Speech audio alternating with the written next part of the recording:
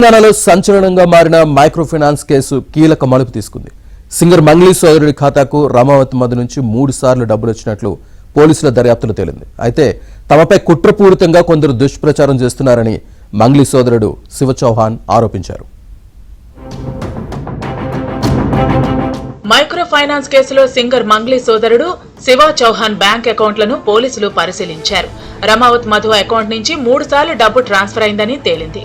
అతడి ఖాతాలో డబ్బు పడిన తర్వాత రోజే విత్డ్రా చేసినట్లు గుర్తించారు. దాంతో రమావత్ మధు అకౌంట్స్ ను ఫ్రీజ్ చేశారు. రమావత్ మధు, హిమాకాంత్ రెడ్డి, శివ చౌహాన్ కు అకౌంట్ల వివరాలు ఇవ్వాలని బ్యాంకులకు పోలీసులు లేఖ రాశారు. మరోవైపు నిందితులతో తమకు ఎలాంటి సంబంధం లేదని, ఈ కేసులో తమ పేర్లను అనవసరంగా లాగుతున్నారని మంగ్లీ సోదరుడు శివ చౌహాన్ ఆరోపిస్తున్నారు. బాధితులకు న్యాయం జరిగే వరకు పోరాడతామన్నారు.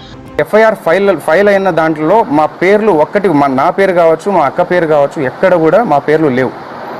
మేము ఎక్కడ తప్పు చేసినట్టు మీరు ఎక్కడైనా నిరూపించండి. మేము కంపల్సరీగా ఎక్కడైనా రావడానికి సిద్ధంగా ఉన్నాం. బాధితుల పక్షాన మేము నిలబడడానికి సిద్ధంగా ఉన్నాము. ఈ మైక్రో ఫైనాన్స్ స్కామ్కి ఎటువంటి సంబంధం లేదు. దయచేసి గమనించగలరని చెప్పేసి కోరుకుంటున్నా. శివ చౌహాన్ నేను ఈ బండి శివ అనే పేరుని తీసుకొచ్చి శివ చౌహాన్ అని చెప్పేసి మొత్తం ఈ ట్రోల్స్ ఎందుకు జరుగుతున్నాయో మాకు అర్థం కావట్లేదు.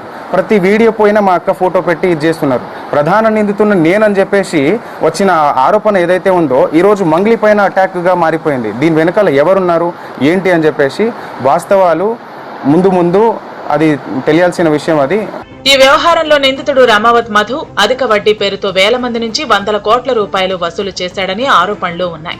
బాధితుల ఫిర్యాదు మేరకు నిందితుడిని పోలీసులు ఇప్పటికే అరెస్టు చేశారు.